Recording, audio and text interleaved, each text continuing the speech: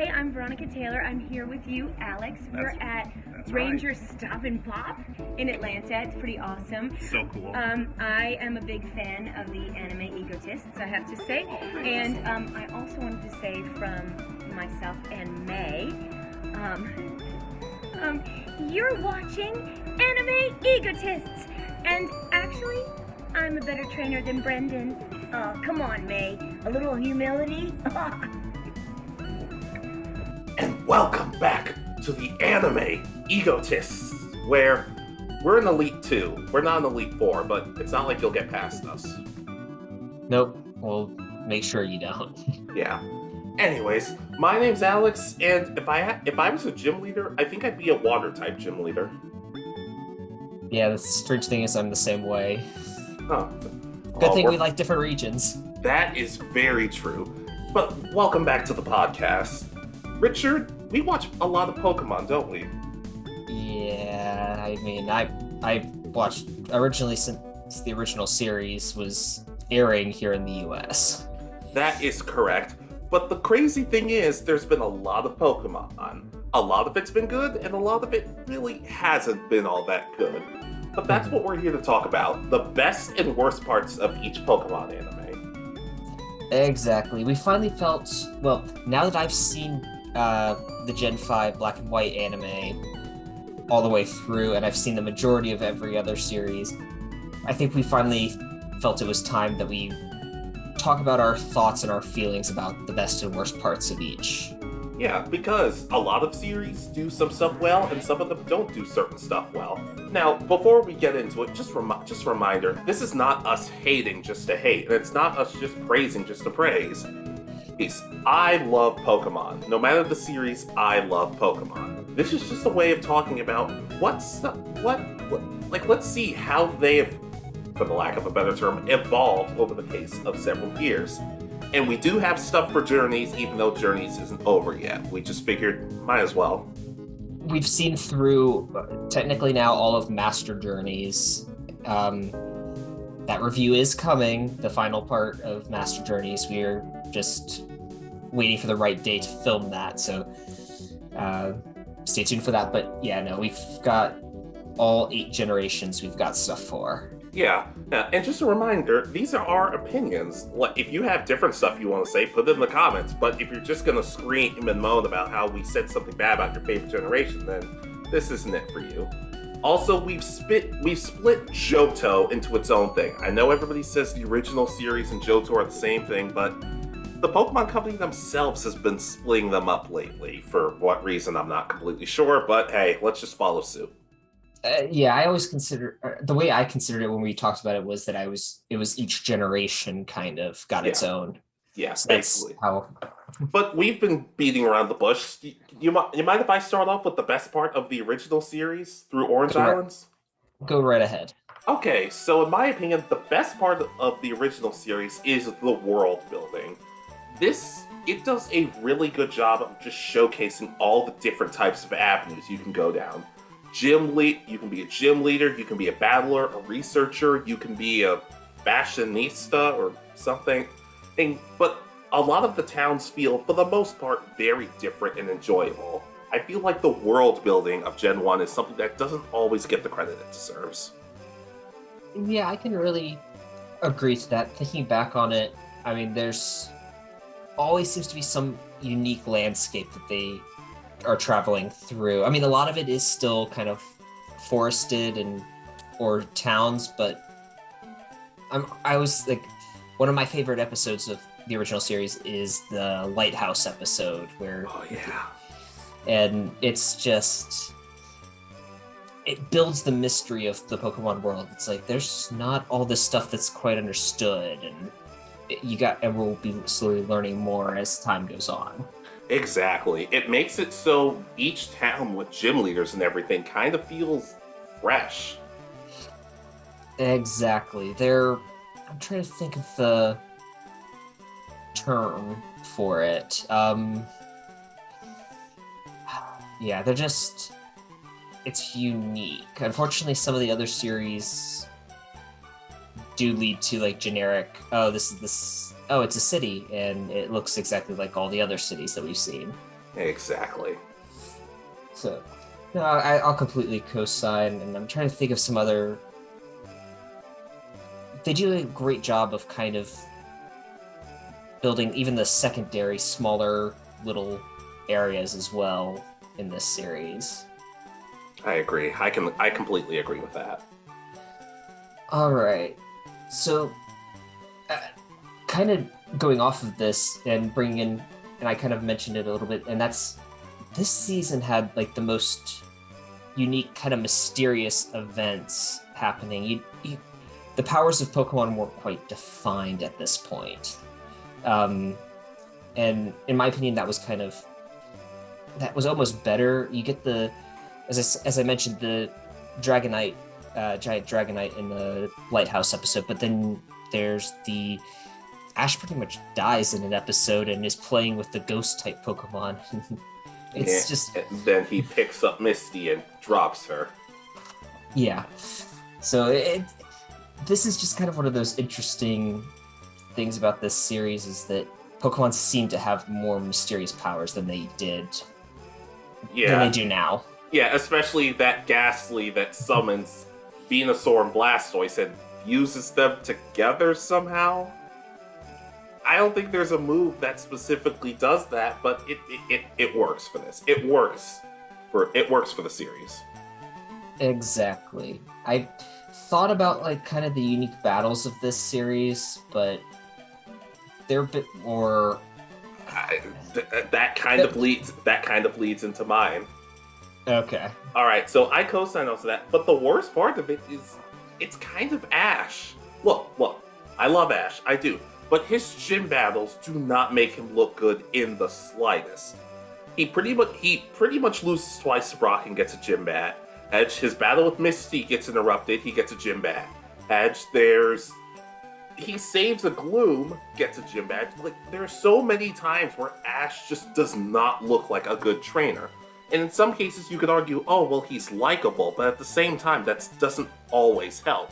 If anything, it kind of makes one of his first legit wins against Lieutenant Surge. It kind of makes Surge look like an idiot, because it's like, this dude didn't even technically earn 2 of his badges, and you lost. Yeah, I actually completely agree with this. The other thing people forget is technically, I mean, from my understanding, Ash didn't win actually 4 of his badges. 5 is kind of iffy. So again, you mentioned Brock and Misty. He beat Surge, but then Erica, if I remember correctly, he just saves the gym. He doesn't even battle her. Even though he teamed up with Team Rocket for it. So yeah, he was not great back then. Yeah. He faces Team Rocket for his 8th gym badge. And he beats Sabrina by making her laugh. And he just gave her the Haunter. Yeah, so it's just not the best look, I would say, for this. Which did lead to changes in the Orange Islands, luckily. So later on, when they kind of were figured out what the games were fully going to be, they kind of moved it in that general direction where you had to beat them. You couldn't just have these unique situations come up. Yeah, they fixed it, but early on it was an issue, and it was getting kind of tiresome. Yeah, I'm trying to think. What was... I'm pretty sure, as you said, he beat Surge, which again doesn't make Surge look like the best, but then I think he beats Koga and Blaine, and I think that's technically the only ones his fates the Pokemon that he has to fate to win the battle. Yeah, but during the Blaine battle, I know you really like the Blaine battle, but it's also the infamous Pikachu aim for the horn battle, so, yeah. Yeah. No, yeah, that's kind of my main issue, is that there's a lot in Gen 1, especially where they make stuff up like that to make it so that Pikachu can hit ground types if they're doing something specific, or like this kind of set an unfortunate standard that lasted at least a large part of the series. I haven't seen it much lately, but like the unique aim for the hole with water gun and when someone's using dig, or stuff like that just kind of Use this move on yourself. yeah, fun. The stuff that happens in this one where they use moves in a unique way leads to it becoming a kind of a bad trend of stuff that should not work and doesn't make any sense, like Thunder Armor in Gen 3. Yeah, well, to be fair, that's not my least favorite part of Gen 3, but we'll get to that.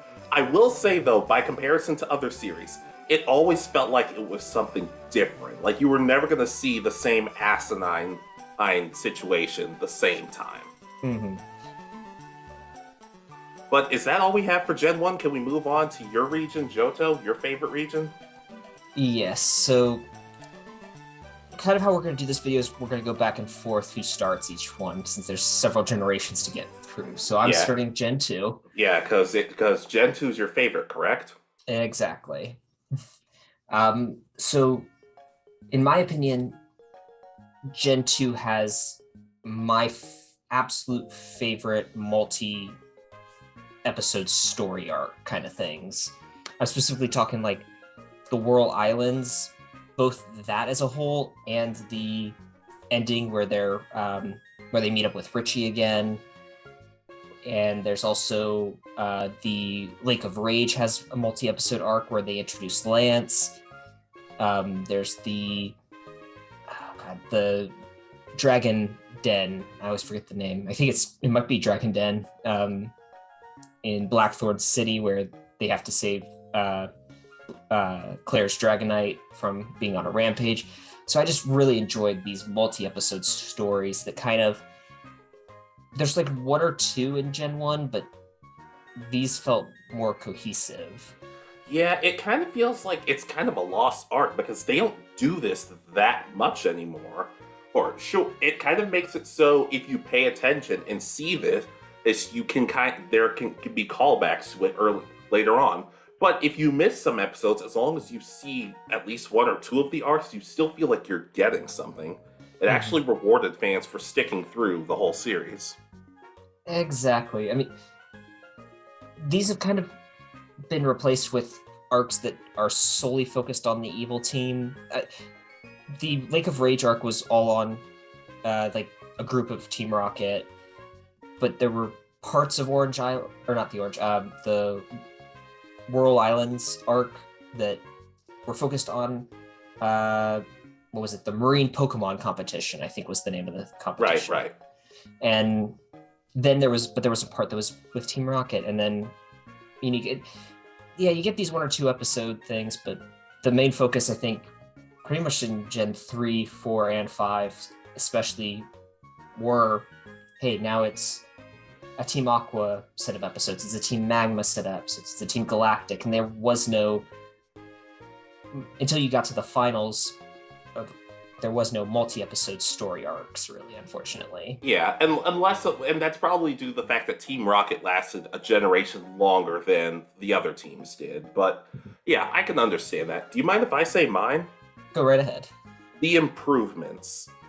They took Ash and actually made him more likable. They took his rivalry with Gary, which just seemed like an I'm better than you, no, I'm better than you thing, and actually made it so it turns out they were friends as kids, but they grew to kind of have a falling out with each other. They gave Misty more to do in her dreams of becoming a better water-type master. A lot of stuff in Gen 1 was good setup, but in my opinion, Johto, in the anime especially, found a way to build on that and make the characters and their dynamics a lot more three-dimensional.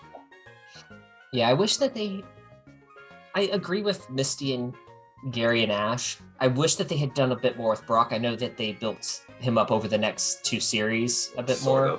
Sort of. Until at that point, they tried to give him more, but then at the last minute, at the end of Gen 4, they changed everything. Yeah, we'll get to that. We'll get to that. Yeah, no, but yeah, but yeah, no. the growth that the characters show in this part of the series, it really shows a lot, especially because you get the understanding of what's been going on between, especially Ash and Gary. It was just one of those, okay, they're rivals. Yeah.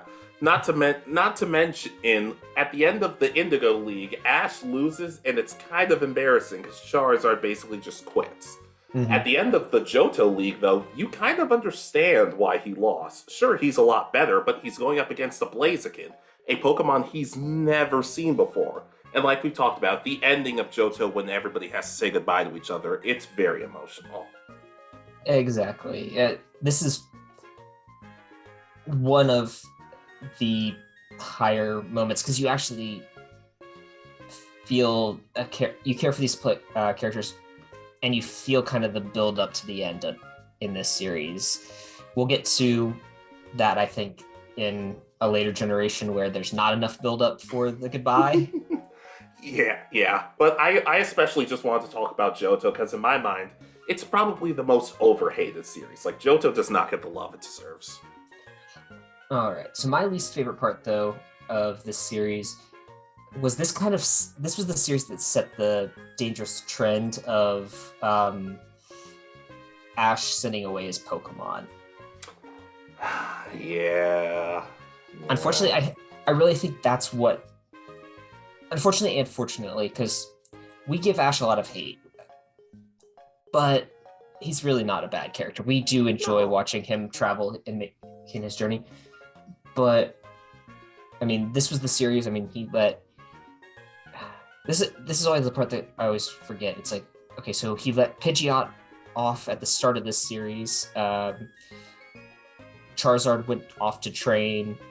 Squirtle rejoined the Squirtle squad, and Bulbasaur was sent to Oak's lab to be like his assistant. And this was to reset Ash so that he's not got a fully trained team ready to go. But it's like, that's something I've always kind of wanted to do, was take a game that I beat one game, now I play the next one with that team, but I've never actually done it. And it's one of those, well, why shouldn't I be the strongest trainer and just say I'm continuing my journey? The crazy thing is, I don't even necessarily have a problem with him doing it, but it was so sloppy. It felt like every other episode he was sending back a Pokemon. All right, bye Charizard, bye Bayleaf, bye Bulbasaur. Like, it felt like by the time we'd all start getting used to these Pokemon, like they were just gone. It felt way too fast in some aspects. And I'm not saying I don't like, I mean, I really enjoy especially Ash's Bayleaf and Totodile. They're two of my favorite because they have very unique personalities and they are always shown. The Bayleaf loves Ash and is constantly pretty much body slamming him to be able to like rub up like a dog would that wants affection. And then Totodile is always dancing and running around like it's insane, which is awesome. But just the fact that, okay, he did give up his other Pokemon, and I don't know, I just feel like maybe it would have been a good chance, and for Misty to have gotten the Totodile, and that would have like coming back like several generations later, and she still uses it as like, and it's for alligator now or something, and my favorite. Oh, in terms of starters, I have some unpopular opinions on it, but we've already passed Gen 1. But yeah, I can agree. Like, the idea of Ash switching Pokemon is not necessarily a bad thing, but it was kind of all over the place with Johto. Not to mention, we started Johto and they just immediately started changing stuff. Exactly. At least with like Gen 3 and Gen 4, Ash says at the start, hey, I want to start over pretty much when I go on this journey. I'm going to leave my Pokemon, most of my Pokemon, I'm going to set out with Pikachu as my partner. This is just like, okay, well, oh, this situation requires me to give back this Pokemon. Oh, this situation requires me to send this Pokemon away. Mm-hmm. So, yeah, it's not done the best, unfortunately. Yeah. So, should I get my worst for Johto out of the way? Should I get my worst for Johto done? Go right ahead. Oh boy. There's so much filler. Yeah, there's quite a bit. Yeah, and not like it's not even necessarily like I said, it's not that filler is a bad thing, but you also kind of drop some points, like the GS ball completely gone. Mhm. And there's just so many episodes in the very first part of it. It makes it so there are times I'm like, should I care? Like should I really care about this filler character who we're probably never going to see again? And once again, filler is not inherently a bad thing, but at the same time, it really slowed down the pacing of the series for me. But as I've said before, the filler was at least watchable. Yeah, there are some stupid episodes. I had a couple of these on VHS when I was a kid, and the one episode we've talked about a few times on this channel is the Gligar Man episode. I had that one. And Is that what's wrong with you? You were subjected to him? multiple times because I had the VHS of it. Oh, can I change my answer? Can the worst part of every single aspect of the Pokemon anime be Gligar Man? Because, he's a menace. Oh no, but it's one of those. It's a very stupid episode, but it's one of those things that's stupid enough that it's fun to watch sometimes. Which I will get into with one of my next ones. But yeah, I can understand that a lot of people do not love the filler of Johto. But one of the things I always say is there's, like I said, I don't think there's any Pokemon series that I hate more than I like. I think it's just a matter of, well, I have to acknowledge the bad. I kind of just have to at this point. And the filler for Johto was not great. Yeah, I can understand that. It's thinking back on it. There's also a lot of kind of redone storylines from the filler episodes of the original series. Were just okay. Here's the same situation, slightly different, but you can tell it's the same story. Pretty much. Trust me. We'll get to that in the future generation. But yeah, I think that's it for Johto. All right, you want to go ahead and start us off on Gen 3? Why should I be the one to start us off with Gen 3? Because it's your favorite. There we go. Okay, so Gen 3, another series that I think is like incredibly underrated. And I think I kind of have two, but I'm just gonna use one of mine. The changes it made, like the changes to the formula. Sure, I was not happy about losing Misty. I really like Misty, unlike most of the internet nowadays. But May is she's a lot more important to the plot and everything. She actually has her own story, and that kind of set up the formula for people other than Ash really having a heavy emphasis on it. Mm-hmm. Not to mention it just helps because even as much as we love Ash, not every single episode needs to be about him. And at the end of Johto, Gary does kind of tell Ash, well, maybe you should use all your Pokemon except Pikachu should go back. So it made it a lot easier to stomach than when it was in Johto and Pokemon just left episode by episode. But the changes to the formula, in my opinion, really helped Advanced. I can agree. I mean, my big like of this is kind of tied to this, and that was May's story throughout this entire series. I mean, and not just their travels through Hoenn, but the Battle Frontier as well. She grows so much during this time, and you feel and see her growth. Because, I mean, in the first episode, it opens and you're expecting to see Ash, where it's picking up where he's dealing with Pikachu being injured from the previous episode. And no, it's now this random girl riding a bike through the woods, and this random Pokemon we've never seen before pops up and scares her, and she crashes her bike. And you're thinking, oh, they're changing everything. And she's pretty much talking that the only reason she's going on a Pokemon journey is just to see the world. And yet she discovers over the next, I don't know, 20, 30 episodes which when compared to a lot of the others, is really fast and but that's kind of a good thing. Yeah, looking at you, Chloe. But yeah, I agree. I'm glad you brought up May, because I feel like a lot of our audience is like, oh, of course, Alex is going to be the person to bring up May. I'm like, you know what? She has a good story. A lot of her battles are interesting. Not to mention, kind of tying back to the other point I had, the humor. This, in my opinion, is the funniest Pokemon series for both good and, sadly, for bad reasons. Because like Johto, they have some bad episodes, but a lot of them are kind of so bad they're good. Like, remember the episode where Ash and May were bickering the whole time? Mm-hmm. Like, that's a bad episode, but it is a funny episode. Along with Norman and Caroline possibly getting a divorce. That was a weird one. But you almost never feel bored watching this series. Yeah. Unfortunately, Brock is kind of the lackluster member of the series at this point, at least of the main kind of cast, because he's there to be the dead mom. I was about to say you're acting like this is different.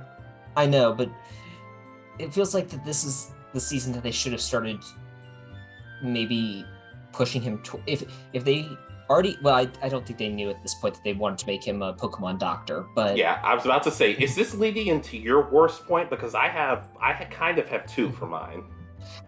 No, but you can go ahead and do yours. Okay, one of the worst points for me, Team Aqua and Team Magma. Okay, I will give them credit. They did a good job of building up how dangerous these people were.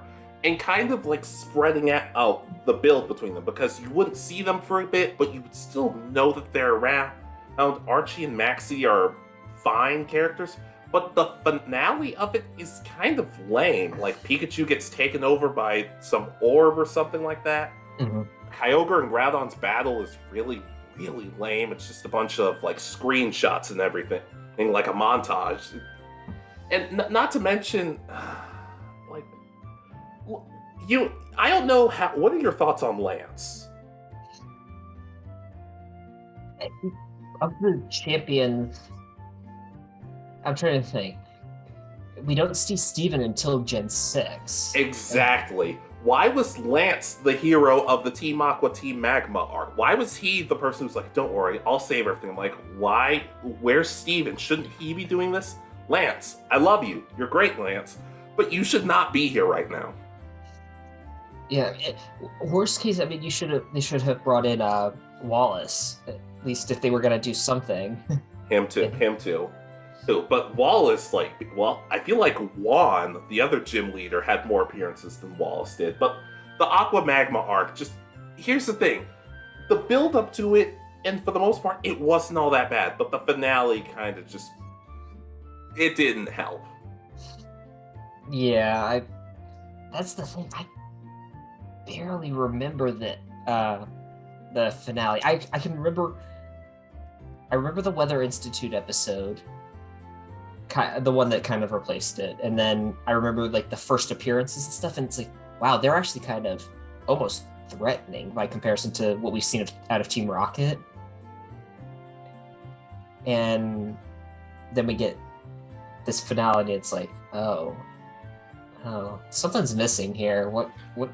Oh, there's no animation, or there's just something feels missing from the end of their story.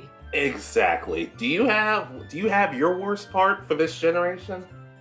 Yeah, I've kind of got a mix of two. One I've talked about before being my issue is that Ash really lacks a rival in this. We've talked about this. That was mine. Because he comes in at the last minute. Like, I mean, literally, like, I looked it up. It's like maybe 10 episodes before the championship is when they introduce him, and it's like, and that would be Morrison. Yeah, and it just doesn't work. You need time to build up a rivalry. I'm perfectly fine with a friendly rivalry. It's just, but it needs time to actually be a rivalry. You have to have a back and forth where sometimes they're winning, maybe some of the battles are getting closer, sometimes they're much farther apart. Here's the thing. I've kind of listened to both viewpoints for this, because people have said, well, Ash's goal wasn't really, he was kind of his own rival. Like, he was trying to change from being super cocky like he was early on, and a little more of a balanced trainer. And in some cases, I kind of respect that. I kind of respect that argument.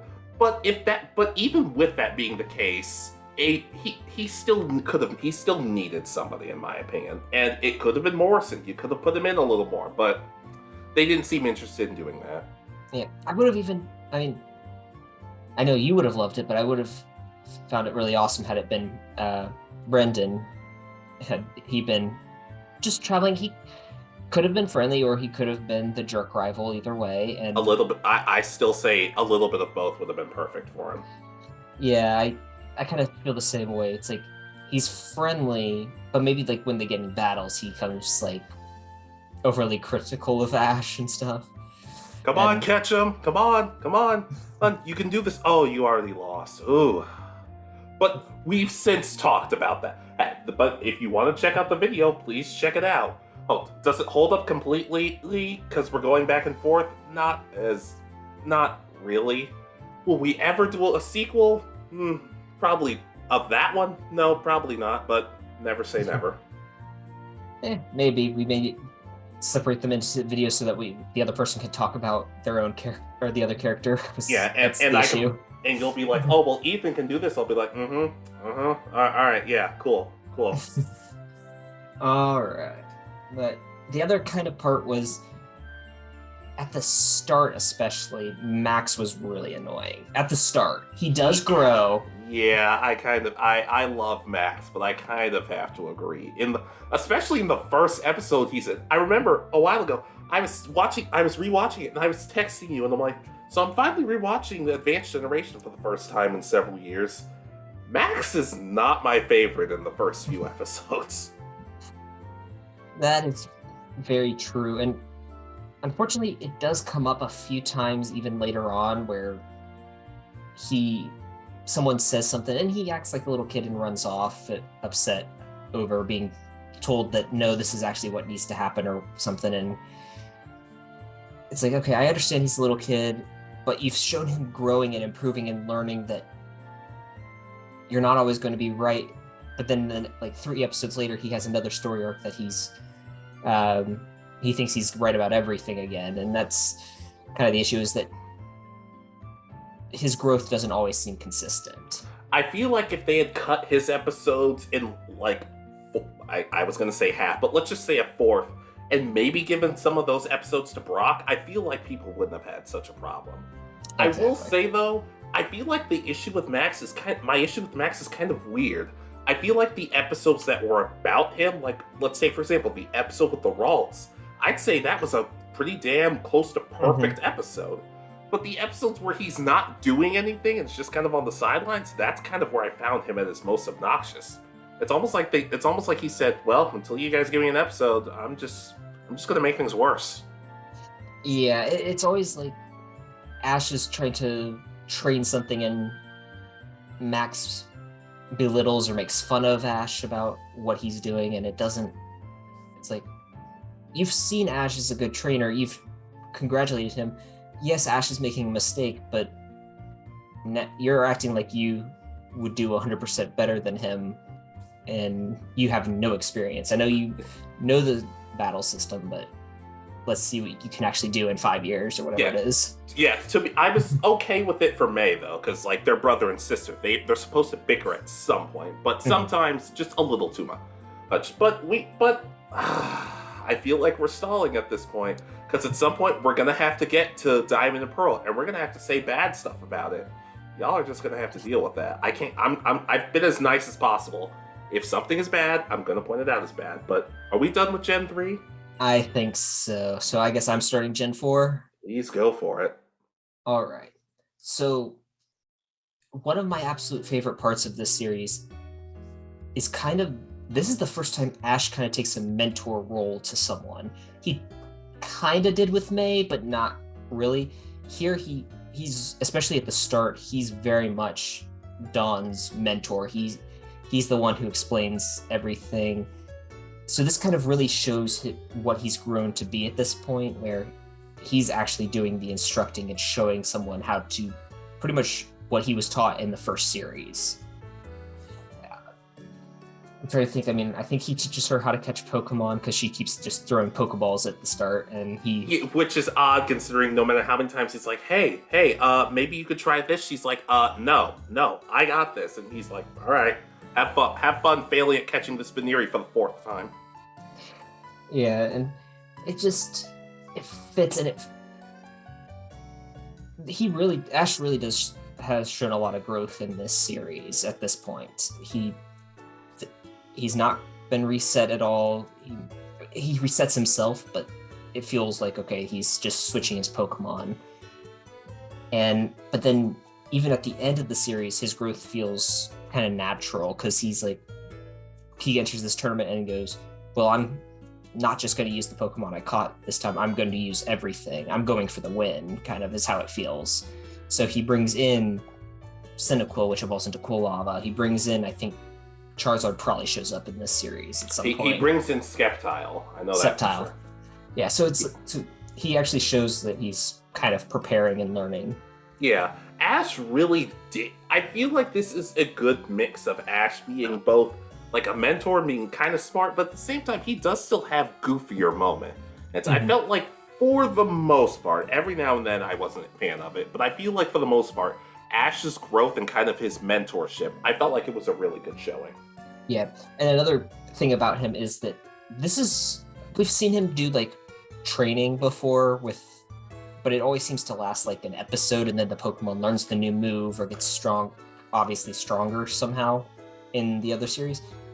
This series, he trains and they actually, it takes episodes to figure out how to improve and grow. Like, I'm specifically thinking of Gibble with Draco Meteor.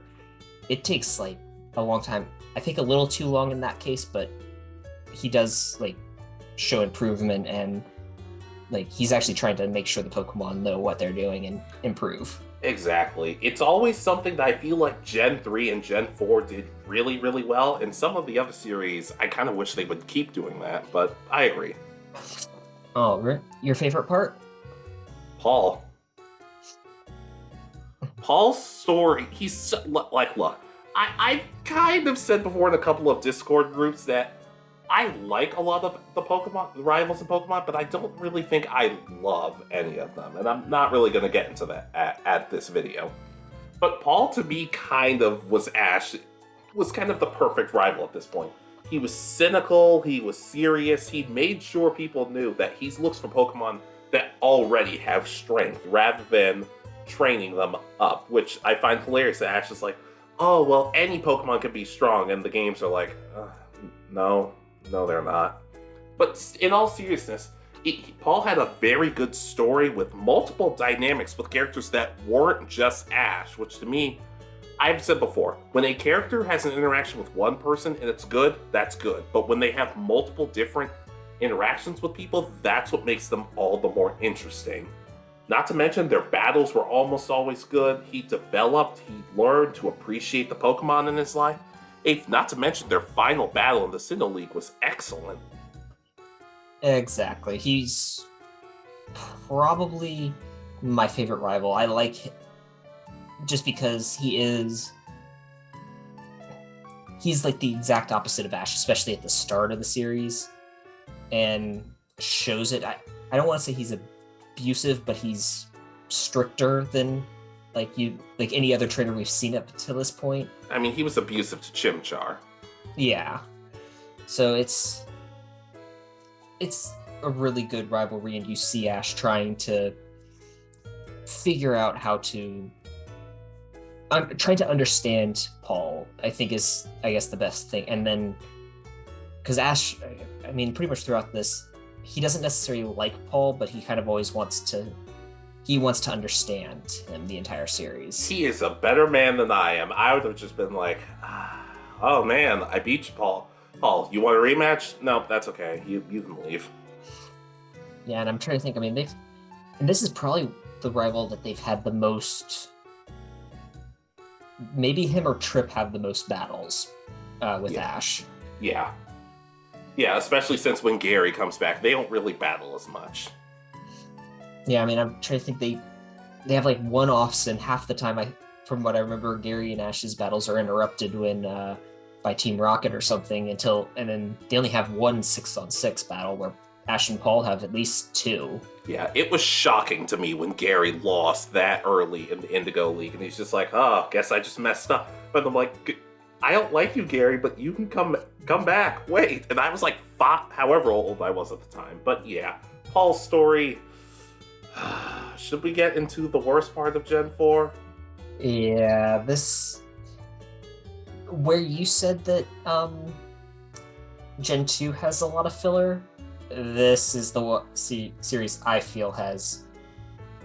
It's too long. It is... I looked it up. It is the longest series by about at least 30 episodes.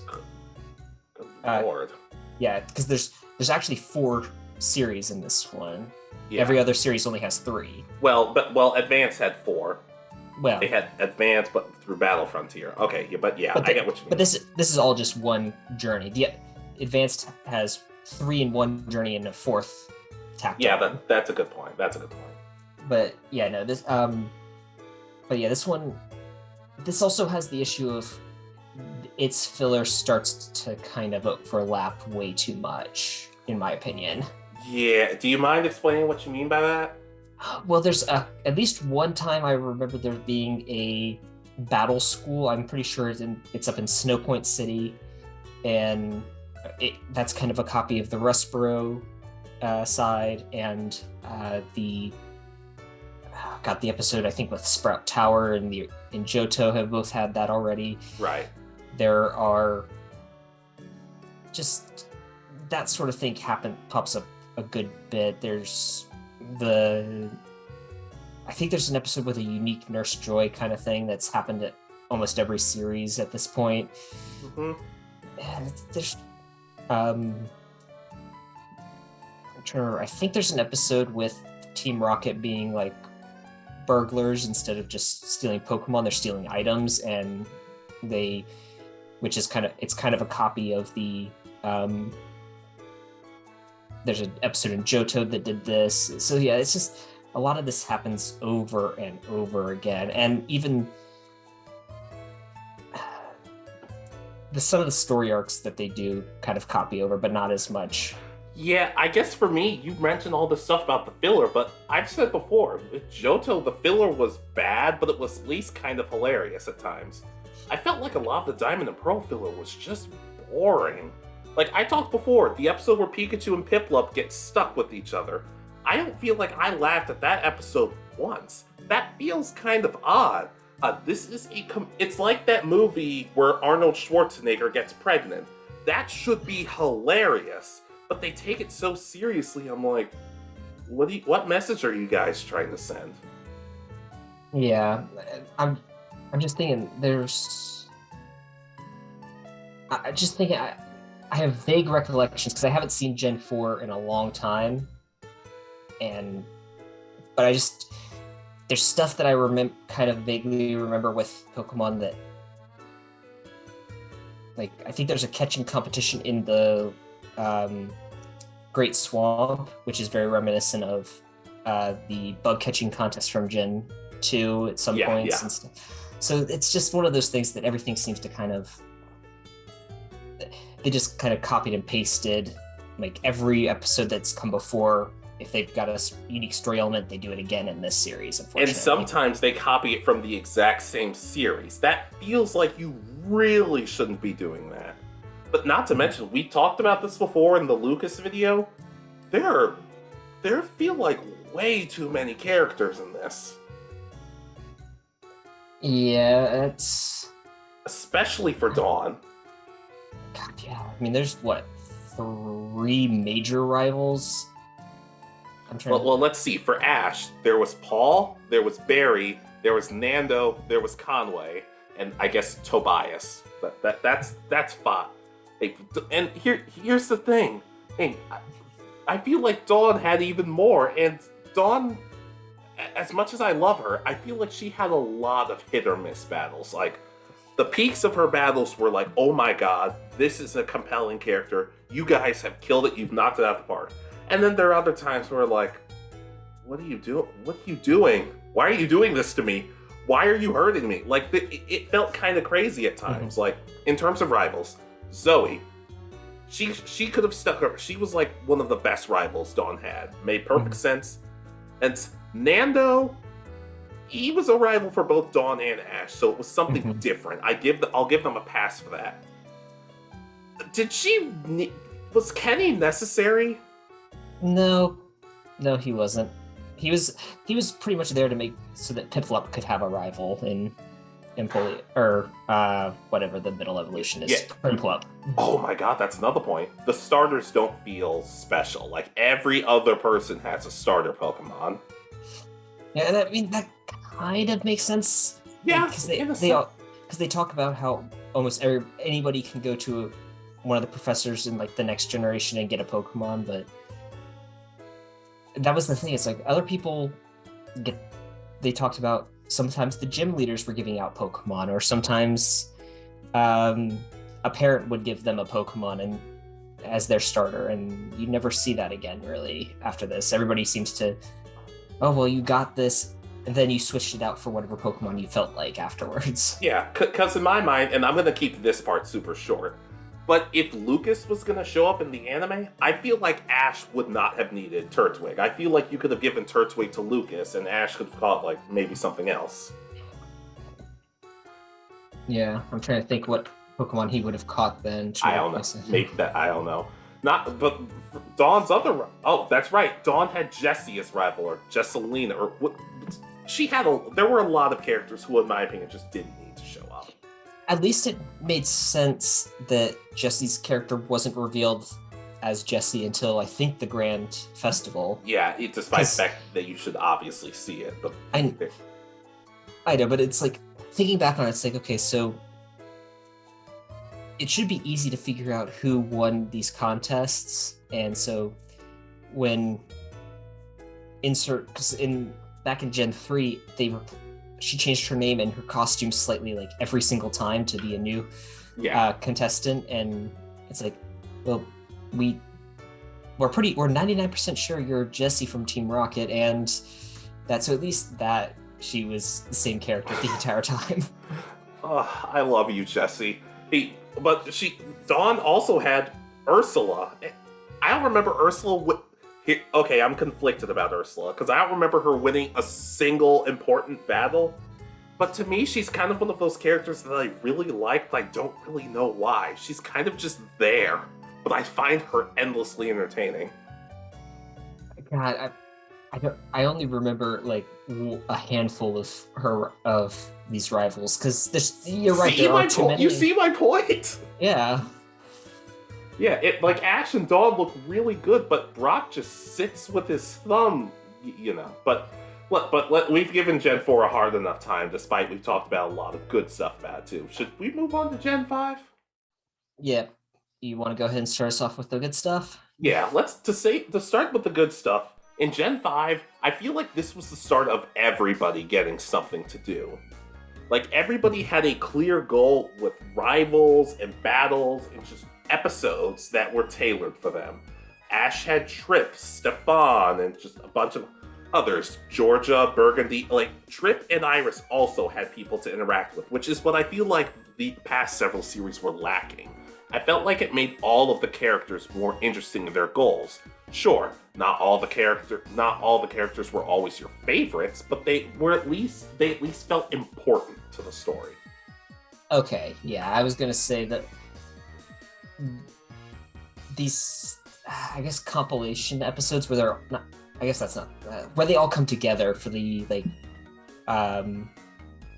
whatever the battle mason or whatever they call them, tournaments that they keep competing in throughout the entire series, where, I mean, there's a lot of them, and they all interact, which is kind of hilarious. But yeah, no, Georgia and Burgundy especially are kind of annoying most of the time that they're... Yeah, but we're talking about the good stuff. I know, but yeah, no, I do enjoy those couple where they all come together, because it's interesting, and you get to see, it's like, okay, you know that a large number of these people are going to be in the league at the end, and it's going to be interesting. Yeah. Yeah, like what? Like, and I'm gonna pick on Gen 3. Like, to me, it would have been kind of hilarious to see somebody like Morrison interact with Harley. Like, and just now, Morrison basically wants to tear Harley apart, and Harley's like, oh god, I've created a monster. Yeah, I do like that there are more rivals, and that, but that's the thing. They're all unique.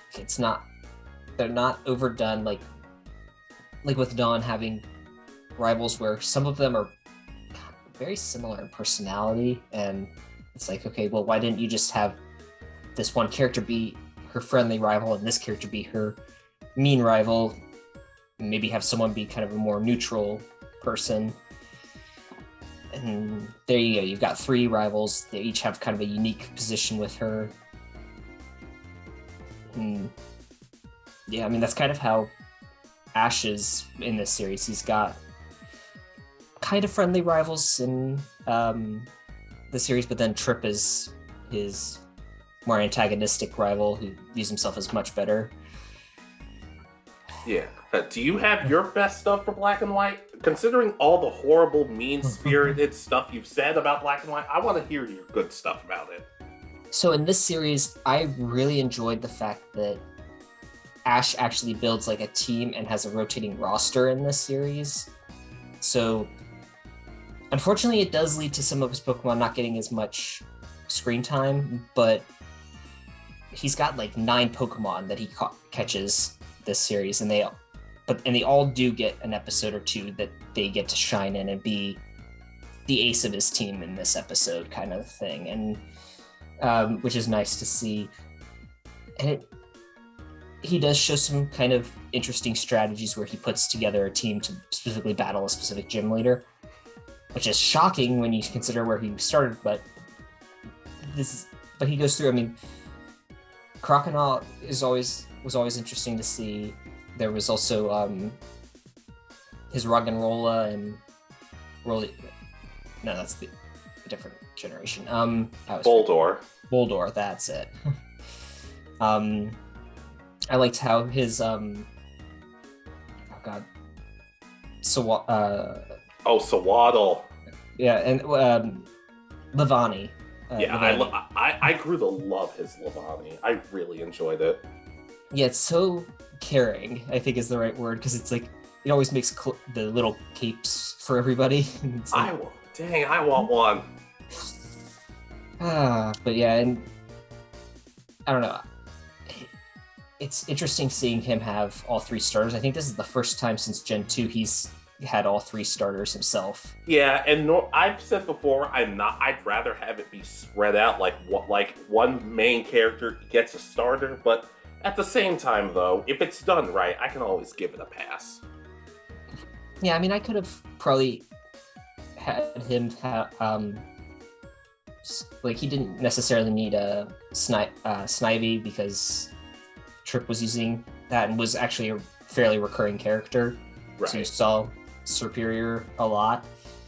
And I almost kind of wish that Tepig had gone to Cylon. That would have been an interesting, I think, dynamic. Yeah, I mean, he needs fires for some of his meals. Yeah, and I just think that I would have liked to see Cylon do a bit more with his Pokemon. It's do you want me to get to my worst stuff for Black and White? Yeah, go ahead. I'm gonna be honest, it's not necessarily what everybody's thinking. This I kind of had to go outside the box for. So a lot of people think of Black and White as kind of a soft reboot. Like Ash feels different to an extent. But the worst part of Black and White, the anime for me, is it tried way too hard to be like the original series. Like, let's think about this. Ash catches all 3 starters relatively early. Ash's fire Pokemon had an abusive trainer. The abusive trainer came back, they scared him off, blah blah blah blah blah. Ash has a traveling companion who he doesn't completely get along with and specializes in one type of Pokemon. The other traveling companion's a gym leader who's also a cook. Team Rocket's their most dangerous. Like, there were way too many coinky-dinks for me to enjoy the series. And some of you might be thinking, well, it did this better than the original series, or this. I'm like, yeah, but if it feels like it's more or less the exact same thing, it's a huge turnoff for me, personally. Exactly. You've touched on one, you kind of mentioned it with Team Rocket being their most dangerous, but that almost feels like a problem at this point. And I know you mentioned that this is kind of a soft reboot of the series, but yeah, they lose a lot of what I view as their character development up until this point. They pretty much, they're willing to kidnap Pokemon, and they're willing to battle and all that. But when it came to like causing Pokemon pain or injuring Pokemon to take it, they drew the line before that. They would rather fight with on the side of the twerps to save Pokemon that were at risk of being injured or were injured by like Team Aqua and Team Magma and stuff. And here they don't seem to care anymore, and it doesn't feel right, especially because in the next series they kind of go back to their older ways. Yeah, I kind of have to agree. I guess the thing for me is maybe I guess my thing is you could have... Because Team Plasma felt like a legitimate threat. Maybe you could have had them kind of feuding with each other, but still keeping Team Rocket kind of comedic, which is something I'll get into in a future series. But I guess the thing for me is I don't want to be too hard, because apparently the Team Plasma stuff, they had to change it because of some real life stuff going on. But at the same time, yeah, Team Rocket, but like I said, there were way too many elements from the very first series that they tried to replicate. I'll completely co-sign. So, my least favorite part of the series? Go for it. So, despite the hate I give to this series, it's still not my favorite still, but same. I have now watched it all. But the goodbye at the end feels so rushed. Oh my god. And we've talked about this off camera before, but oh my god. Think about how the end of Johto is, where, I mean, I've had people tell me that are grown adults that when they go back and rewatch the end of Johto, they get misty-eyed when Ash, Brock, and Misty are going their separate ways, because it feels like the end of an era. This is just, there's like a full episode with 5 minutes tacked on at the end that is the goodbye, and it's just not right. It doesn't work. Yeah, and the worst part, like, here's the thing, they kind of I know there are moments that these three have become a family, but at the same time, it kind of just feels like they're talking to other characters of the day, like, oh, we'll see you guys someday, and they just never see them again. Mm-hmm. And, like, I feel like, I don't know specifically why this choice was made, but in my opinion, the biggest issue with this goodbye is it doesn't feel special. It doesn't feel like these three actually like each other. It feels like they showed up to the set one day and they were all livid at each other, and they're just like, let's just get this goodbye. Let's get this goodbye over with.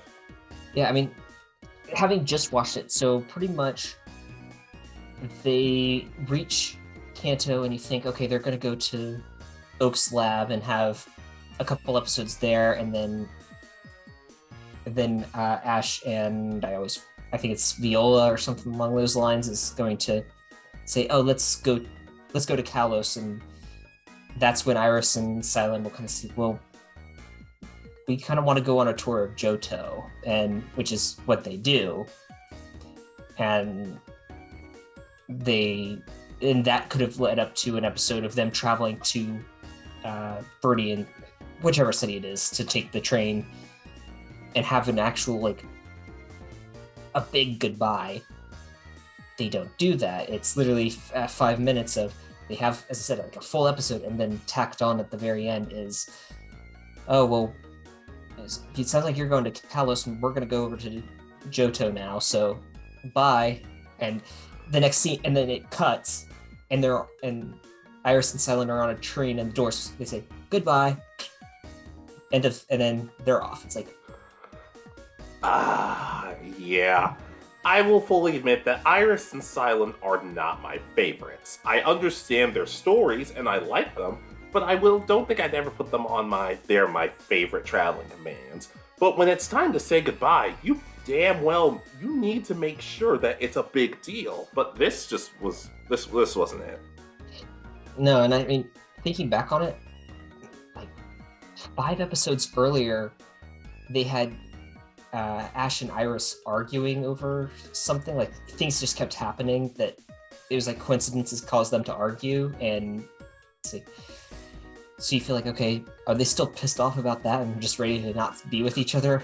Yeah, it's just like, just for this, I'm gonna come back when next time I see you, Iris, I'm gonna beat you in a battle.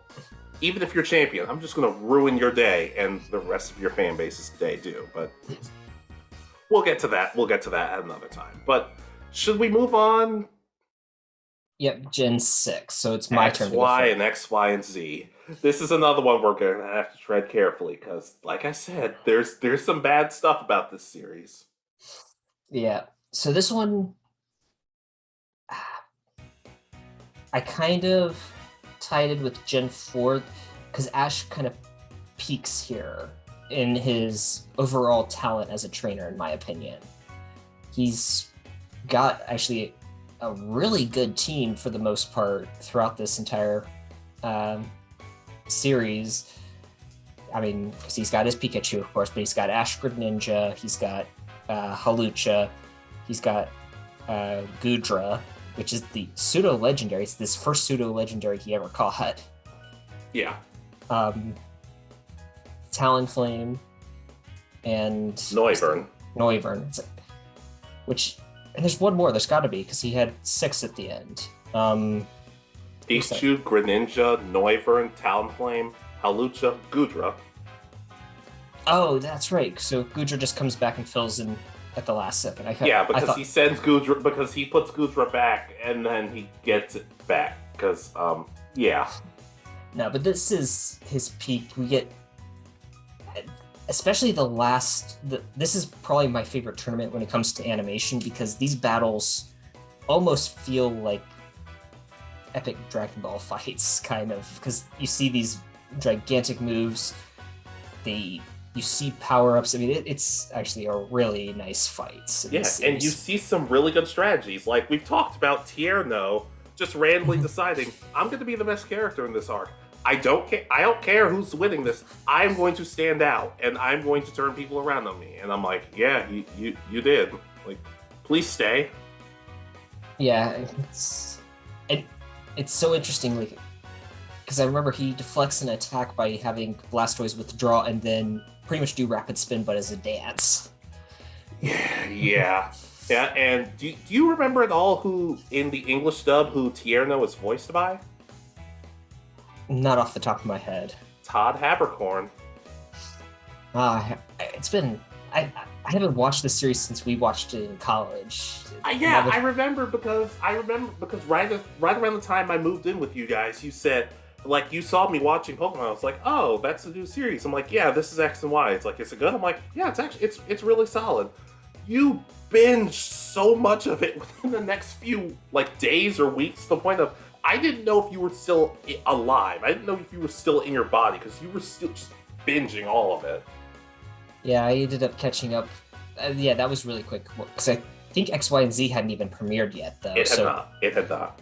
So I binged until I caught up, and then we watched weekly through the start of Sun and Moon, if I remember correctly. Yeah, but can I say my favorite thing about X and Y? Go right ahead. In my opinion, the storytelling. Okay, yeah. I feel like just about everybody, not even just the traveling companions, had interesting stories to them. We don't really give Serena enough credit for some legitimate reasons and for some joking reasons, but she has an incredibly compelling arc of finding what she wants to do, falling on her face, getting up and becoming a stronger person. Clement becomes a much, much better gym leader and a lot more confident through meeting Ash and everybody else. Mm-hmm. Bonnie, for such a little kid, is one of the most mature people in the series, He's even with the whole world falling apart during the Team Flare arc. Mm-hmm. Not to mention the Team Flare arc itself, a lot. The Mega Evolution specials, in my opinion, which were excellent. Heck, Team Rocket have some really good episodes, especially, I don't remember the name of it, but there's some festival where you're supposed to give stuff to your Pokemon to say thank you.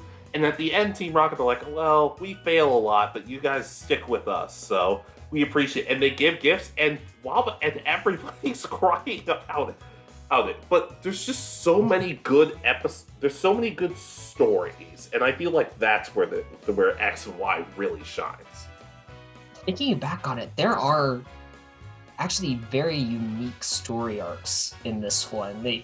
There are still the overlap because a show at this stage is going to have overlap for episodes and stuff.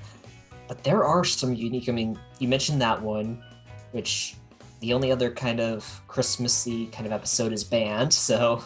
Oh, that's right. But yeah,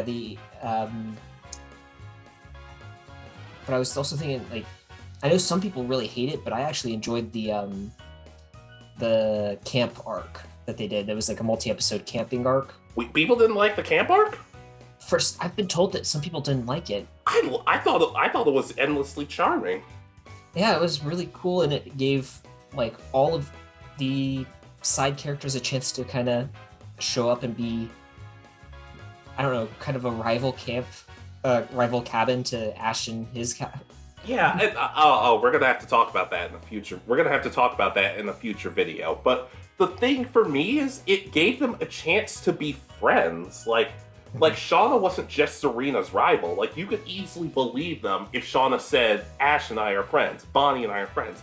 It felt relatable. Well, that's kind of why I said in the characters we want to come back for Journeys, why I said I'd like Tierno, Trevor, and Sean to come back. Because one without the other, or two without the other, it would feel kind of weird. But I don't know. Oh, they all felt likable. Exactly. And they seem to... I know they had like separate episodes where they were traveling by themselves, but it always felt like they meet up on their own more than Ash and his group meet them. And you just don't see it there. Yeah. Honestly, I would have loved a side series about these three. It doesn't have to be like 200 episodes or anything, but like maybe, I don't know, maybe a gag 50 episode chibi style thing. I don't know. That would be interesting because these characters would kind of work with their personalities already. Just give them a little bit more exaggeration, and I think it would work. Yeah, and give them one straight man. Not to mention, apparently Shauna's voice actress also voiced somebody in Red Dead Redemption 2, so that's always in the back of my head. Alright, so now we need to kind of, I guess, talk about the worst parts of the series, though. Okay, once again, these are just our opinions. This is just, obviously, there's good and bad to everything, but is your worst part about this what I think it's going to be? I don't know. I thought long and hard about this, but in the end, showcases really did not do it for me. Okay, thank you. That was kind of one of mine, but with Serena, she's such a great character. She's interesting. She's funny. She's likable. Oh, those showcases bored me to tears. Oh my god. I can understand. They were fluffier contests, in my opinion. They getting rid of the interesting part, which was battles, which were really interesting because they had the big showcase moment, but then you had to use your moves in kind of a stylish way, but part of the contest was that the judges were fun to watch and watch them react to stuff. Well, two of them. Yeah. But here, there's no real judges. It's just some random guy, and then everybody votes with their little magic wand things. I never liked that because we all know Ash and the gang are going to vote for Serena. I would like just one episode where it's like, oh, we voted for the wrong thing. Our bad. But I don't know. Showcase, they just weren't fun to me. And like I said, I like Shauna. I like most of Miette. But it just, there were good stories, but the quote-unquote battles or lack thereof of it just did not do it for me either. Yeah, I think it's fine. Okay, change them to showcases, and you can still add the third kind of element, because it was a dress up, a performance, and then there was one more thing. Weren't they cooking? Oh, cooking. So maybe have that. Okay, their Pokemon. This is the showcase contests designed here. We've added a cooking element where you prepare. What was it? Poffins at this point, or is it? No, these are whatever. I know what you're talking about, but I'm Pokepuffs. Pokepuffs. Okay, we'll call them that until. But and have like, I would, as I said, bring some judges in who are actually the ones who are going to make the final decision. They can take the crowd's reaction into account or something, but yeah, just okay. So you have the dress up performance, a cooking competition, and then the final battles, and make it a contest. Heck, in my opinion, what would have been kind of cool is each one, like maybe there's a cooking part, there's a dress up part, and there's a modeling part. Is that what the other one? Yeah, the modeling. They walked out to the end because remember that's when Fennekin trips and it ends. Yeah, in my opinion, do one different episode for each of those. But at the end of those, if you do well enough, then you have a battle. Something like that. It could have tied it back to contest, but it could have still made it interesting. But sadly, it also kind of leads into my least favorite thing about this generation. Okay. All right. The lack of continuity.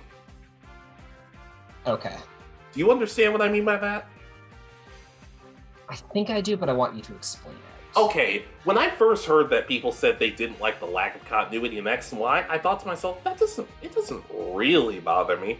But upon further inspection, I gotta send some apology gift baskets because there's almost no connection to any other series of Pokemon. Like, we don't ever hear about Misty, Brock, May, Max, Dawn.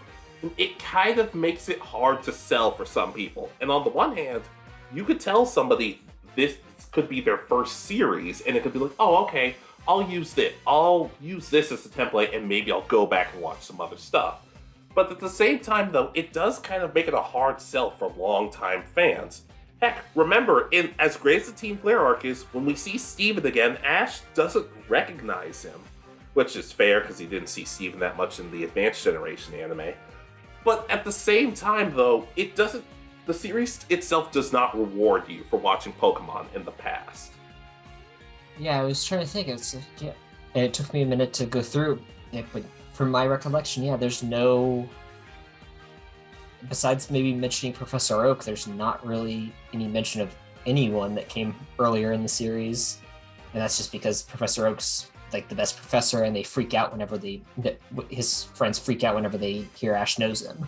Yeah, I want one friend to be like, oh, you know Professor Oak? Man, that dude gave me a messed up totem. I want my money back. Something like that. But, think about it this way. We talk about how Serena's story kind of relates to contests. Mm-hmm. Why wasn't Licia in this series? That could have been a big thing, and it would have been a good connection, especially with the games that came out of, halfway through? Yeah, but in all, they have apologized, and they've seemingly tried to make up for it with Licia, but I just think it could have been interesting. Especially since, like I said, I thought about doing what would Licia be like in the Pokemon anime, and then they just decided, we got covered there, and I'm like, you suck for that. You suck for that. But, like I said, there wasn't a whole lot of connections between other series. Heck, even leading into Alola, there is nothing. The last episode ends, Ash is resting on his bed, no mention of Alola, no mention of what's next. I can understand why it's a hard sell.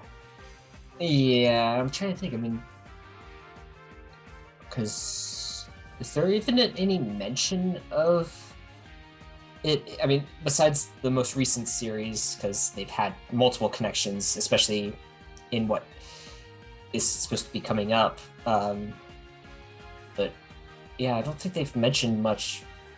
They've gone to Kalos twice, and that's it. Yeah. Yeah, it came up with a whole bunch of theories that people are saying Ash Greninja is getting retconned, which I don't really think it is. But that's kind of my worst part. I have to say though, should we talk about the elephant in the room when it comes to X and Y and why some people might think this isn't good? Should we talk about the elephant? Like, just get this out of the way because I'm so sick of hearing about it. Yeah, let's go ahead and get it done. All right. Clement wasn't in enough episodes. Of course. Yeah, but okay. What is it? I actually have no idea what you're talking about. Oh, the league finals, the ending of the league finals. Yeah. Again, I'm of the opinion that this is where Ash should have won, and we'll kind of get to that a bit more when I talk about the part I didn't like about the parts I've seen in Gen 7. But okay, so I kind of waffled on this, but I think I'm okay with him losing. A couple reasons. One, to me, the idea of Ash being, because he's a bit more serious in this. Mhm. I don't think the idea of him being a champion, or I guess he wouldn't even be a champion until he beat Diantha, but let's pretend he beats Diantha. Him being a champion in a setting like Alola would have worked for me. Like, I wouldn't want Ash. He wasn't uber serious, but he was a lot more serious than he was in Sun and Moon. Mhm. As an Ash like that wouldn't have really worked in Sun and Moon, in my humble opinion. Yeah, no, it absolutely would not have. The tone changed so much between Gen 6 and Gen 7. It's like Gen 6 had its comedic moments, but was more of a almost shonen style anime where a focus on the action and the battling, and Gen 7 was much more of a comedic. There is fights still, but there are a lot more comedic moments. Yeah. Heck, one of my favorite episodes of Gen 6 is when Team Rocket dresses up like Ash and everybody else, and it's just like, hey, get back here, you have to pay for the food you stole. Well, no, I don't, because I'm Ash from Pallet Town, which I feel like should hold up in a court of law. All you have to do is blame Ash Ketchum for most of your problems, and you'll be set with anything you do. And that could be interesting. But yeah, so again, I kind of, well, as I said, I'll talk more about my feelings on the finals at the end of Gen 7, which I believe you're supposed to start us off with. That is correct. Wow, the background behind me is completely white. There we go. Okay, so in my opinion, the best part of Gen 7 was Team Rocket. Okay. Honestly, it's Team Rocket and Team Skull. Not even them interacting together, but just in general. I just feel like Team Rocket tried to steal Pikachu enough times that it still felt nostalgic, but they were still doing their own thing. They had businesses, they were getting Z crystals, they were doing other stuff that wasn't the same thing. But they still felt like themselves. They could still be selfish with each other, they could still be mean-spirited, but they still had a lot of moments where they were just relaxing, having fun, caring about each other. It was just a nice change. And Team Skull is, I feel like I don't have to say anything else. It's Team Skull. I would join in a heartbeat. Yeah, I did like Team Rocket in the episodes I've seen. This is the one series I haven't seen all of this part. I've missed a good section of season 2 and a good section of season 3, but what I have seen is the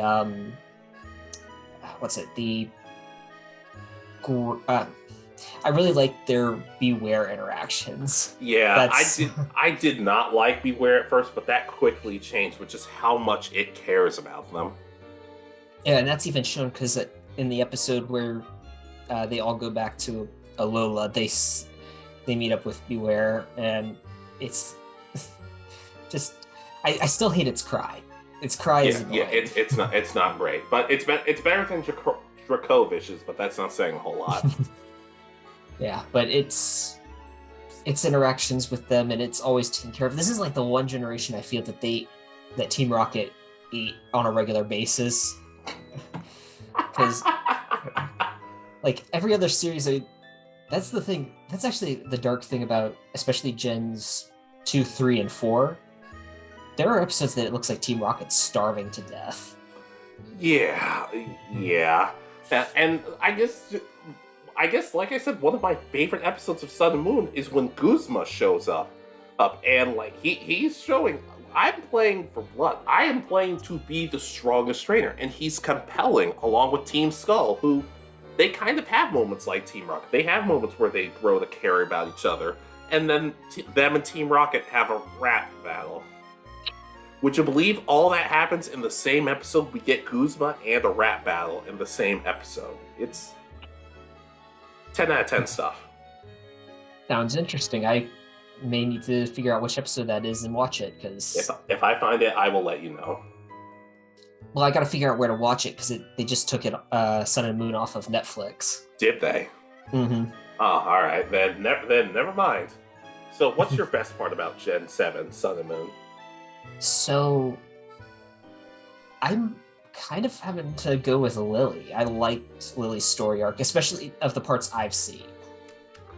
I kind of agree. I agree and kind of disagree, but you go ahead. Go ahead. So again, I haven't seen. I know kind of what happens in the second half of the second season, which is the like Ultra Beast recovery team or whatever they're called. Yeah. But I haven't seen any of really that episode, but I've watched up through a couple episodes after the Ultra Wormhole stuff, where they first introduced like Nebby as Solgaleo and all that. Exactly. And I really enjoyed her arc of going from being afraid, and then they give her a reason to be afraid. That was one of my big worries when they first kind of introduced that plot element, that she would not touch Pokemon and was afraid of them, was that they're just going to make it so that she recovers from this and they'll never explain what happened. But they actually do give her a bit of a backstory with that. Yeah, I can agree with that. I guess kind of my issue with it, despite how well it's done and how she tells off her mom, I guess it's one of those things for me is, as much I've said before that Sun and Moon are not my favorite games per se, but I think the stories in Sun and Moon are excellent. And just for my personal preference, I just prefer the game story over the animes. But we'll kind of get into why when I talk about my least favorite part of Sun and Moon. Yeah, but yeah, I'm just trying to think, and I've seen the end, so I know, and I've been spoiled up until the current part of the journey, so I know that there's going to be at least a 2-episode, I think, arc that is kind of concluding her story searching for her dad. I'm pretty sure I've been told it's 2 episodes. I could be wrong. It could be more. It could be less. Yeah, and I've heard it's good, but I guess my problem is why is Journeys the series you're doing this in? But that's another point for another day. But can I get into my least favorite parts of Sun and Moon? Go right ahead. Alright, I've talked about before, the Ultra Guardians arc where they go off and catch Ultra Beasts and everything. I know you're not going to have a whole lot to say about it. It's boring. It is boring.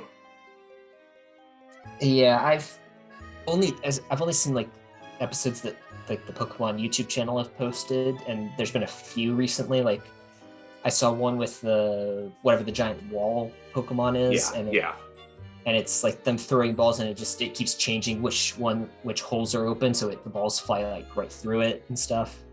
It just doesn't look fun. Yeah, and oh boy, not to mention, I feel like this is the series where you added once again kind of too many characters. Like normally we have Ash and 2 traveling companions, or Ash and 3 traveling companions. He didn't need 5 other people to bounce off of, because in my opinion, some of them just did not get the development that I would have liked them to get. Like, for the most part, they treat Kiawe right, but I feel like he could have had a little bit of a bigger role. You and I feel like you and I are both the 2 people on the planet who love Lana. I thought Lana was freaking hilarious. And Lily's... Sorry, go ahead. Yeah, Lana is hilariously dark in some things. Yeah, and Lily's story is good, but like at some point it starts to feel like too much, especially when you have a talking Pokedex. Yeah, the Rotom Dex. I would have probably... I would have had to just be like, okay, like how the Rotom phone is now. Okay, so it has a funky voice, but that's about it for the thing, and get rid of Sophocles. Because yeah, that I had a feeling you were going to say something along those lines, and Mallow was just sort of there.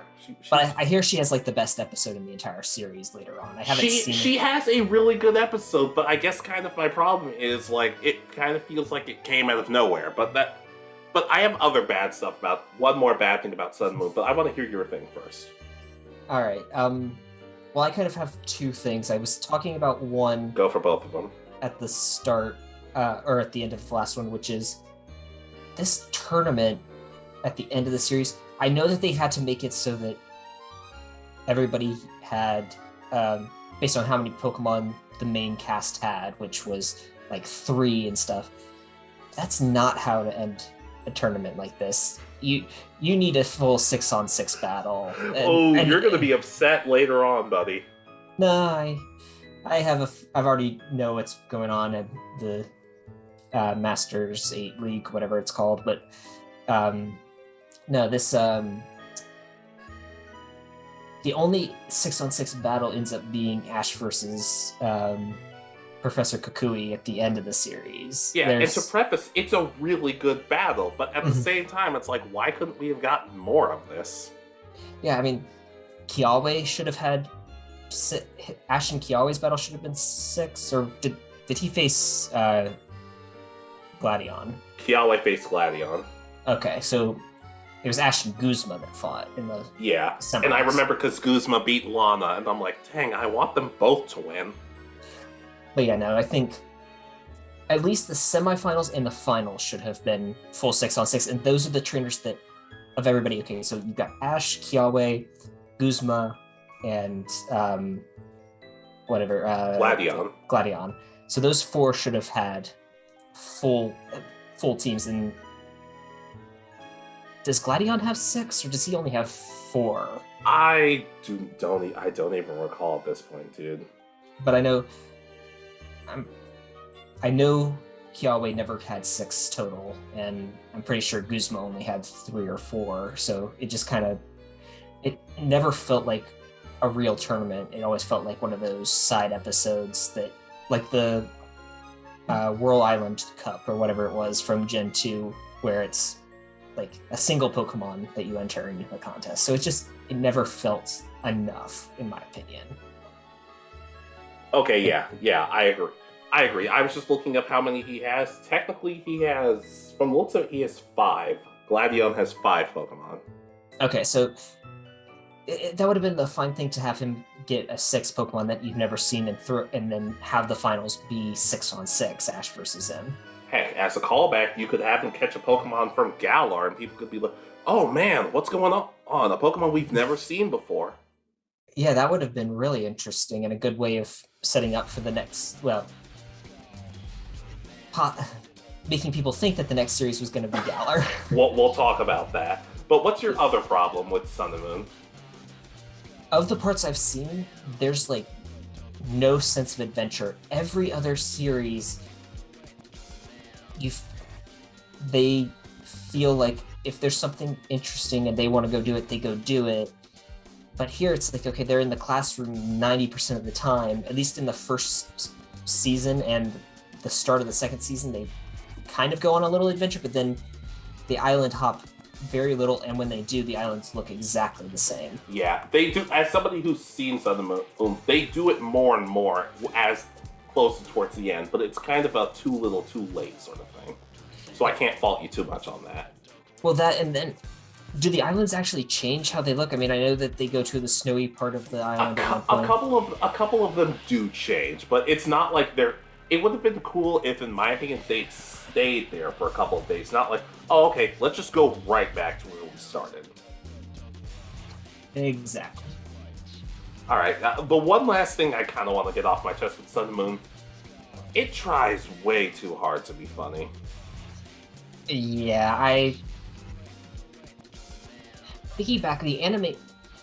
At first, I complained about the animation a lot, but I think it's just the faces that they always kept freezing on, especially at the start, that were supposed to be comedic reactions, and yeah, it's just they're not good reactions, but the animation is good still. The battles look okay. Yeah, the battles look really, really good in my opinion. It's just like we said, the humor just really it's so much. It's not nearly as funny as it thinks it is.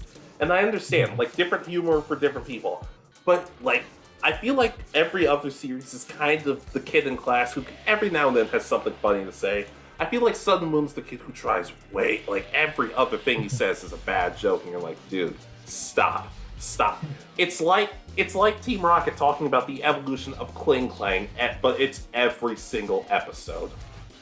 Yeah, I will say that at least Journeys has toned that down a good bit.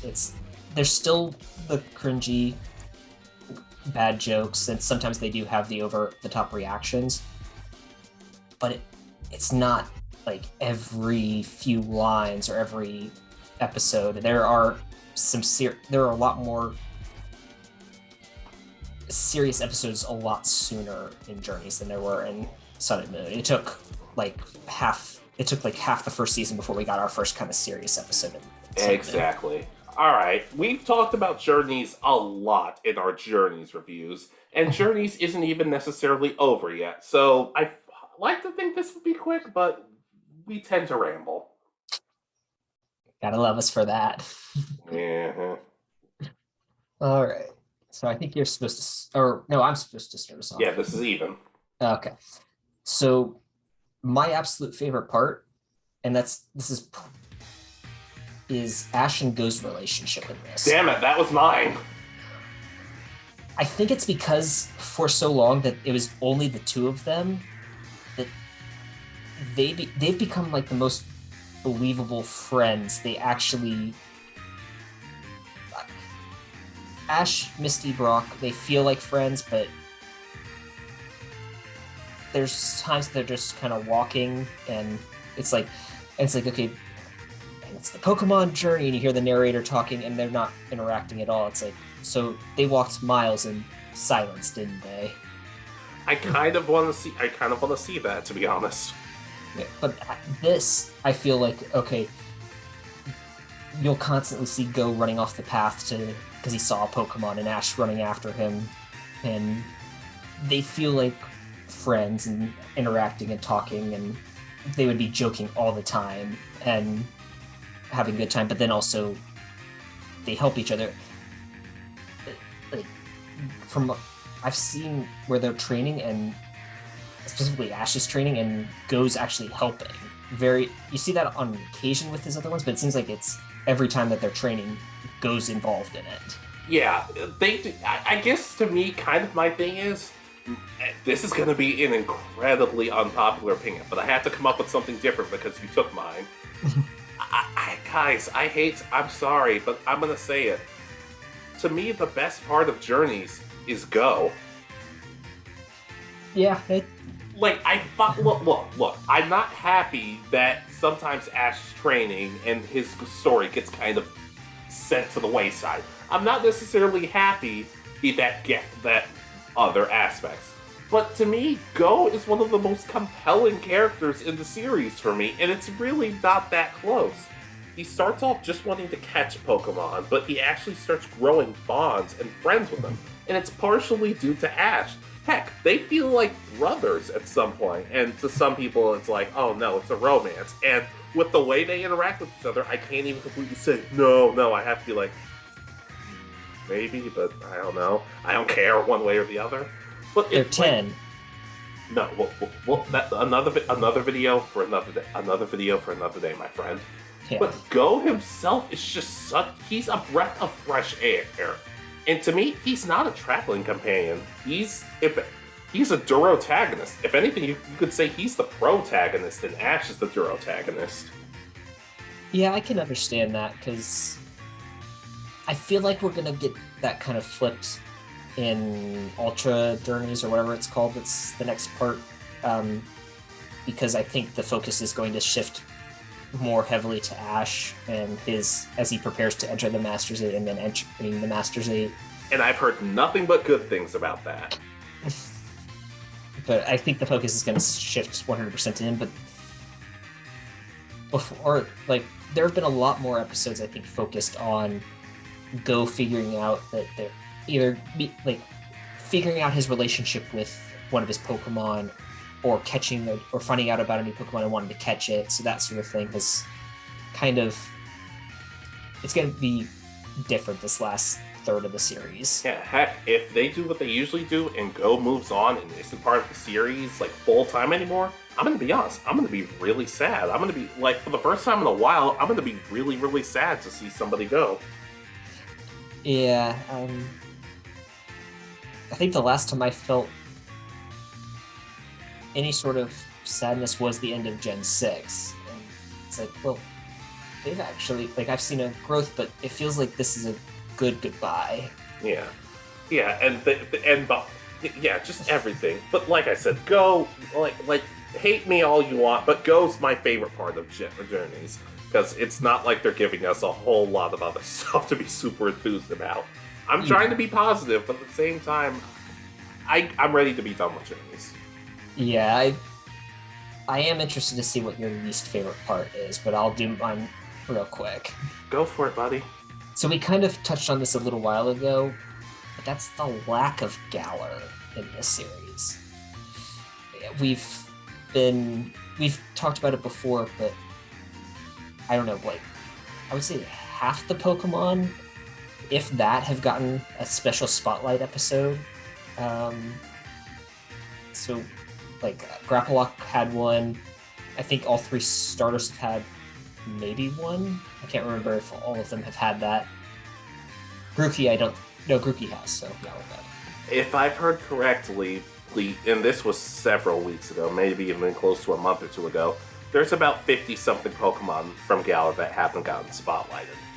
Yeah, and there are some really, really cool Pokemon. Like, my biggest disappointment is, like, one of my absolute favorites, not even just Gen 8, but overall now, has become, what's that? Corviknight. And it hasn't gotten an episode. I think it deserves so much more. It would be such an interesting one to tell. And one of my favorite ones is Toxtricity, and I haven't heard anything about it. Yeah, that was another one. I was kind of interested in the Applin and Appleton. I know they're not everybody's favorite, but I actually really kind of enjoyed the idea of them. To be fair, Applin is more popular nowadays just because of the meme fodder and certain comics I've read, which actually kind of make me like it. But besides the Pokemon not getting spotlighted, we've only seen like a small area of the wild area and like 3 of the towns in the entire city. Whatever the final town is, the town with that Raihan's the gym leader of, and the like mysterious mushroom forest area, and that's kind of it. There may have been some others, but we're not completely there yet. But at the same time, based on what everybody's told me, we're still not getting that much Galar. And oddly enough, now people are having a problem with it. I'm like, well, what about like 50-something episodes earlier when we brought this up and you guys were like, no, they'll fix it. And then they didn't. Yeah, I really wish that, like, it would have been really cool had Ash had to do, like, in his Ultra class, that's where he faces, like, all of the rest of the Galar gym leaders, or a set of the Galar gym leaders. Just give us a few more of them, because we haven't seen, we've seen 4 of them out of the 10 that exist. Yeah, and some of them, and most of them, he hasn't even battled. Yeah, because he never battled Pearl at all, did he? No. But, like I said, we talk about Journeys a lot. I have something slightly different. Okay. The battles are kind of lame. Yeah, God, yeah, you're right. See, I said it before, I wanted to do something we haven't really talked about. The battles are not that interesting. Like, the most recent Ash versus Rinto battle was okay, but we really haven't seen Rinto since, so why should I care? They're Ash versus Faulkner, and I'm not going to talk about it long, but Ash versus Faulkner I thought was fun. But there's so many battles that end so quickly that just it doesn't really seem to matter. Especially since, look, we complained about Ash not having a rival in the Advanced generation, but he has pretty much nobody in this. Yeah, I mean, people just said, well, his rival's Leon. Well, no, Leon's the goal. His goal is to beat Leon and become known as the strongest trainer in the world. We've talked about that before too, why I find that kind of problematic. And someone also said, well, Iris, and it's like, well, she was in one episode, Ash beat her, and we don't see her until the Masters 8. Yeah. At this point, like, Chloe doesn't even appear enough to be considered his rival, despite the fact they have pretty much nothing in common. Yeah, that's the other big issue we've had, I know, with the series is Chloe's lack of growth. She seemed like such an interesting and good character in the first part, because I remember us talking about her, and we're like, I'm really interested to see what they do with her. And then I started going back and rewatching some of those episodes. I'm like, wow, I don't like Chloe that much. Like, I'm gonna be honest, I think so far she might be my least favorite traveling companion. Quote unquote traveling companion. She might be my absolute least favorite so far. She's more of the, at least up until this point, she's been the recurring character level. Well, she's one of my least favorite recurring characters, if that's the case. And the worst part is people try and argue, like, well, what about this, this, and this? I'm like, how are we supposed to remember this if we've never seen her?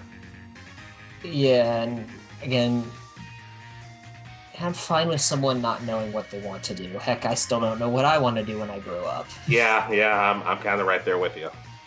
But when it comes to a show, when you've had it on for pretty much 100 episodes of the English dub now, and she's still hasn't, like, she's caught up one Pokemon and hasn't decided what she wants to do at all in the series. Yes?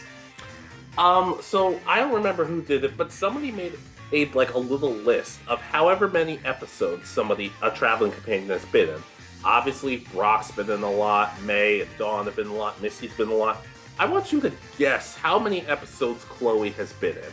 Not featured, but how many episodes she has physically appeared in. Maybe 50? You were close. 44. So, technically, if I remember what I calculated, that's one episode less than Master Journey's entire section. She has about as much episodes as Tracy does. Oh God, and Tracy had only like a half season. Only at the Orange Islands. But that's the thing. He's also in like a handful of like one-off episodes that he shows up in when they're at Oak's Lab, and that's it. Heck, if we I don't know if they took into account Pokemon Chronicles or anything, but at the end of this season, we could probably safely say Tracy's been in more episodes than Chloe. I don't know. We still have a whole extra part to get through, so she'll probably pass him. But because you got to realize we still have at least 3 parts of Ultra Journeys that are still to come out for us in the US. I maybe reviewing them with you and Jay will make me more optimistic, but I'm kind of at the point where if we dropped it tomorrow, I think I'd be okay. I want to get through this, and then we'll decide based on how we feel after watching whatever the next series is. Yeah, and before we wrap this up, I know people want us to talk about the Masters 8 being the worst part of Journeys, but it's not over yet. So I'm not going to say it's the best or worst part. Right now, it's just there. And the thing is, you got to realize the US is way, way behind everybody else right now. Oh, even if we were watching the Japanese version, I'd say, no, it's just not. But like I said, the battles in general in Journeys just feel so lackluster. Yeah, I was thinking about that. It's like, they're, especially after the very crisp animation of Gen 6 and Gen 7, when it comes to their battles and the Z moves and the Mega Evolution and the attacks look really powerful in Gen 6, and then you end up with these amazing, beautiful Z moves in Gen 7.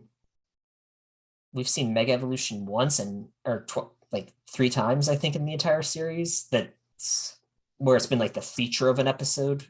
Yeah, and Dynamaxing is just yeah. Yeah, we're gonna have to talk about that at some point because my blood was boiling watching an earlier episode. But like I said, we did not want to talk about these just to bash Pokemon. We love Pokemon.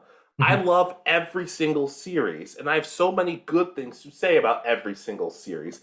But you know us, we also like to be realistic and say this wasn't perfect. Exactly. Just because we bash something doesn't mean that there aren't the parts that we love, and we'll continue to watch. I imagine we'll both watch at least the start of the next series. I'm the one who seems to give up on the series a lot faster than you do, but you seem to be complaining a lot more about Journeys than I usually am. The crazy thing is, by the time we finally get to those episodes, I might just be over and be like, that episode wasn't so bad. But who knows? By this time, the tournament will be over. Well, knowing our luck, we're gonna get to the Masters 8, and as I said, what I've seen, everybody seems to be complaining about that, and we're gonna love the Masters 8 tournament, aren't we? Oh God, I can't wait if that's the case. Oh, so many dislikes. I'm waiting for it. But the point being, everybody has their own opinion. Everybody has their own preferences. Notice we didn't necessarily rank any of these. Now, I've talked about doing a video where I rank my least favorite to favorite series, but oh God, I don't trust some of you in the comments to be level-headed about it. But who knows? Maybe you'll surprise me. Yeah, and again, what are your least and most popular or most favorite aspects of each series? We're kind of interested to know and see what maybe we forgot about some of these series, because it's been years since I've seen parts of the first, second, third, fourth, and sixth series. Yeah, but and make it and don't necessarily make it a one episode thing. Like a lot of people, for me, say the worst part of Diamond and Pearl was Ambipom leaving, but to me, that's a one episode thing. That's not enough to encompass what's wrong with the whole series. One episode, with the exception of very few exceptions, can't necessarily ruin a show for me. And for your least favorite series, talk about some of your favorite stuff and some of your favorites, maybe some stuff you weren't huge on, but let us know, please.